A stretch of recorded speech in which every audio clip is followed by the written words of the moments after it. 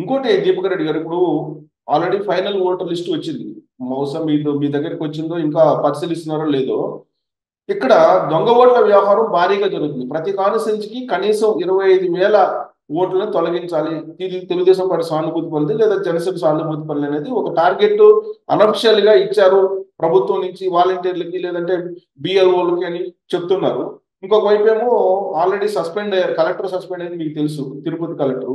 ఆ Tirupati collector login ID A విధంగా తీసుకున్నారు అవన్నీ, ఆయన ప్లేస్ లో వేరే అతను సమ్ రెడ్డి, పరమేశ్వర్ రెడ్డి ఏదో పేరు ఉంది, ఆయన ఏ విధంగా అయ్యారు ఇవన్నీ తెలుసు. ఈ మాల్ ప్రాక్టీసెస్ అన్ని చూసిన తర్వాత తీరా ఎన్నికల నాటికి మీ ఓట్లు ఎవరైతే శాలిటీ ఓట్లు ఉన్నారో ఆ ఓట్లు ఉంటారా ఓటర్ లిస్ట్ లో? ఇప్పుడు అనంతపురం జిల్లాది ఒక ఓటర్ లిస్ట్ మీకు చూపిస్తున్నాను చూడండి. ఇది 9 ఓట్లు ఒకే ఫోటోతో కనపడతా ఉంది, ఒకే మనిషిది. సో క్లియర్ కట్ గా, సో ఇది లేటెస్ట్ ఓటర్ లిస్ట్ లో వచ్చిండేది. సో మేము కూడా వీరి పిహెచ్డి ఇన్ క్రైమ్ గురించి మాకు తెలుసు గనక మేము ఇవన్నీ స్క్రూటినైజ్ చేస్తా ఉన్నాము. మా నాయకత్వము ఈ క్రైమ్ ని ఎట్లా సాల్వ్ చేయాలని చెప్పి మేము ఒక డిటెక్టివ్ పని కూడా అవతారం కూడా మా వాళ్ళు పాపం ఎత్తాల్సిన పరిస్థితి వచ్చింది ఈ ప్రభుత్వంలో. సో మేము కూడా అలర్ట్ గా ఉన్నాము. ఇటువంటి అవన్నీ కేంద్ర ఎలక్షన్ కమిషన్ దృష్టికి తీసుకోబోతాము. ఖచ్చితంగా యాక్షన్ ఉంటుందని మాత్రం మేము భావిస్తున్నాము. ఇప్పుడు యావరేజ్ గా ఇప్పుడు ఆల్రెడీ ఫైనల్ లిస్ట్ వచ్చింది కాబట్టి ఎన్ని దొంగ ఓట్లు నేను ఎస్టిమేట్ చేస్తున్నారు యావరేజ్ గా? ఇప్పుడు అది రీసెంట్ గా వచ్చింది, దాంతో నుంచే ఇది బయటపడింది ఈ 9. సో సిమిలర్ గా ఇప్పుడు అన్ని నియోజకవర్గాల్లో కూడా మా వాళ్ళు ఇదే పనిలో ఉన్నారు. సో ఇట్లాంటి డిస్క్రిపెన్సీస్ అన్ని మేము ఎలక్షన్ కమిషన్ దృష్టికి తీసుకోబోతాం. సో అదే వర్క్ ఇస్ గోయింగ్ ఆన్. మీకు గుర్తుండే ఉంటుంది ఇది ఒకటి మా జిల్లాకి మాకు వచ్చింది, అది మీకు చూపించినాను. మీ జిల్లా ఒకటే ఫోటో, ఒకటే డ్రెస్. ఆ ఫోటోలో డ్రెస్ కూడా మార్చలేదు, సేమ్ ఫోటో పెట్టేసినారండి అన్నిటికీ. అంటే ఎంత బడి తెగించినారో చూడండి. ఏముందిలే అని చెప్పి అనే ఒక ఈ 5 సంవత్సరాలు చేసిన క్రైమ్ వారికి అలవాటు అయిపోయి ఈ విధంగా చేశారని అనిపిస్తా ఉంది. మీరు 2018 అసెంబ్లీ ఎన్నికలు తెలంగాణ చూసుంటారు మీరు. ఆ అసెంబ్లీ ఎన్నికలు అయిపోయిన తర్వాత 5 లక్షల ఓట్లు దొంగ ఓట్లు పడ్డాయి. దొంగ ఓట్లు లేదంటే ఒరిజినల్ వాళ్ళు తీసేశారు, 5 లక్షల మంది తీసేశారు, ఆ ప్లేస్ దొంగ ఓట్లు చేర్చుకున్నారు అనేది అప్పుడులో మేము జర్నలిస్టులుగా మేము ఎలక్షన్ కమిషన్ దృష్టికి తీసుకెళ్తే ఆ రోజు రజత్ కుమార్ ఆయన సారీ చెప్పాడు. ఎలక్షన్ అయిపోయింది, బీఆర్ఎస్ పార్టీ అధికారంలోకి వచ్చింది. సారీ చెప్తే మాత్రం ఉపయోగం ఏంది? అలాంటి పరిస్థితి ఏమన్నా ఆంధ్రప్రదేశ్ లో రాబోయే రోజుల్లో పునరావృతం ఏమన్నా అయ్యే అవకాశం ఉందా? ఖచ్చితంగా దానికి ప్లాన్ వేసుకున్నారు జగన్మోహన్ రెడ్డి గారు అండ్ వైసీపీ పార్టీ. కానీ ఇప్పుడు ఉండే పరిణామాలు, ఎప్పుడు బీజేపీతో చర్చ జరుగుతూ ఉందో వారికి ఒక భయం చుట్టుకుంది. బహుశా ఆ ప్లాన్స్ అన్ని ఇప్పుడు సక్సెస్ కావు. ఇన్ కేస్ బీజేపీతో కూడా పొత్తు ఇప్పుడు కుదిరితే సో వేసుకున్న ప్లాన్స్ అన్ని మిస్ఫైర్ అవుతాయని చెప్పి వాళ్ళు ఒక ఐడియాలో ఉన్నారు. కానీ ఆంధ్ర రాష్ట్రంలో ఉండే బీజేపీ నాయకత్వం కూడా లోకల్ బాడీస్ లో జరిగిన కంప్లైంట్స్ వాళ్ళు పెట్టడం జరిగింది. మొన్న ఎమ్మెల్సీ ఎలక్షన్స్ కూడా వాళ్ళే కంప్లైంట్ ఇవ్వటం జరిగింది. సో ఆంధ్ర రాష్ట్రంలో ఉండే బీజేపీ నాయకత్వం కూడా కొంచెము ఇప్పుడు వీళ్ళు చేసే తప్పుడు విధానాలు తెలుసుకొని వారికి కూడా కొంచెము యాక్టివ్ అయినారు. So not just TDP complaints, even BJP complaints కూడా ఉంటాయి కనుక ఖచ్చితంగా అంత ఈజీగా అయితే ఉండదు అని మేము అనుకుంటున్నాము. వారు చేసే ప్రయత్నాలు మాత్రం ఖచ్చితంగా చేస్తారు. There is no doubt about that. మీరు చెప్పిన రిస్క్ అయితే ఉంది ఇక్కడ. ఇంకోటి ఏంటంటే అనంతపురం ఎక్కడైతే బలమైనటువంటి ప్రాంతాలు ఉన్నాయో తెలుగుదేశం పార్టీకి, అలాంటి వాటిలో అనంతపురం ఒకటి. అక్కడ ప్రత్యేకమైన కాన్సన్ట్రేషన్ వైఎస్ఆర్ కాంగ్రెస్ పార్టీ చేసింది అని అంటున్నారు టీడీపీని తప్పుకొట్టడానికి. అలాంటి వాతావరణం కనిపిస్తుంది మీకు అక్కడ? మాకైతే ఆ సమాచారం వచ్చిందండి. కానీ అనంతపురం జిల్లా వేరే జిల్లాల్లో కాదు. మా కార్యకర్తలకి చాలా చైతన్యం ఉంది. గతంలో మనం చూసాం ఒక ఫ్యాక్షన్ ప్రాంతం అది. సో అంత ఈజీగా భయపెట్టగలిగే పరిస్థితులు ఉండవు. అండ్ మా వాళ్ళు కూడా భయపడరు. గట్టిగా నమ్ముకున్న సిద్ధాంతానికి ఫైట్ చేసే మనస్తత్వం ఉండేవాళ్ళు. సో ఈజీగా వారి ఇట్లాంటిది ఏదైనా బ్యాక్ ఎండ్ మ్యానిపులేషన్ ట్రై చేసే దానికి వాళ్ళు చేయొచ్చు. కానీ డైరెక్ట్ గా మా వాళ్ళని భయపెడతాము అట్లాంటివి ఈ జిల్లాలో పెద్ద సక్సెస్ కాకపోవచ్చు, ఎక్కడో 1-2 గ్రామాల్లో తప్ప అని మాత్రం ఖచ్చితంగా నేను చెప్పగలుగుతాను. సో ఎంపీ గోరంట్ల మాధవ్ ఆ ఎపిసోడ్ అవన్నీ చూశారు కదా. ఆయన ఆల్రెడీ ఈసారి మీకు లేదని చెప్పి ఆల్రెడీ జగన్మోహన్ రెడ్డి చెప్పారు. ఇప్పుడు ప్రత్యామ్నాయంగా ఏమన్నా తెలుగుదేశం పార్టీ వైపు చూస్తున్నారు ఆయన? నేను పేర్లు వాడదలుచుకోలేదు, కానీ అనేక మంది వైఎస్ఆర్ పార్టీ వాళ్ళు మాకు చెప్పి పంపిస్తున్నారు మేము వచ్చి జాయిన్ అవుతాము అని చెప్పి.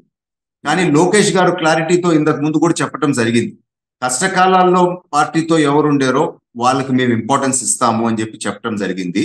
అదే విధంగా ఈ నాయకుల గురించి ఎవరెవరు టెయింటెడ్ రికార్డ్స్ ఉన్నాయో, అంటే కరప్షనో లేకపోతే ఏదైనా చెడ్డ పేరో ఉందో, అటువంటి వాళ్ళు వస్తానన్నా కానీ మేము తీసుకోము అని చెప్పి మాత్రము తెలుగుదేశం పార్టీ తరపు నుంచి క్లియర్ కట్ ఒక అనౌన్స్మెంట్ అయితే జరిగింది.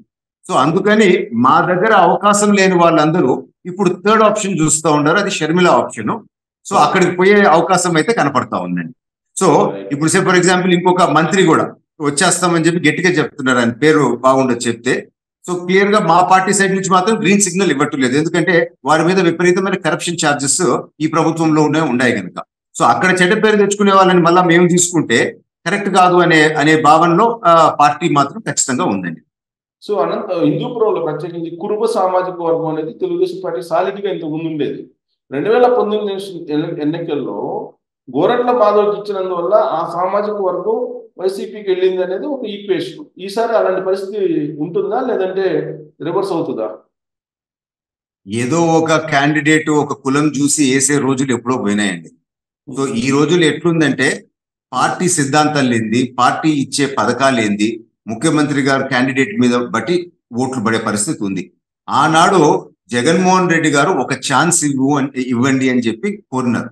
ప్రజలు ఎక్కడ మోసపోయినారంటే చంద్రబాబు గారు ఇచ్చే పథకాలు అన్నీ వస్తాయి, దానిపైన మళ్ళా ఇప్పుడు జగన్మోహన్ రెడ్డి గారు ఇచ్చే పథకాలు కూడా వస్తాయి, మనం బెనిఫిట్ పొందుతాము అని చెప్పి ఒక ఛాన్స్ తీసుకున్నారు.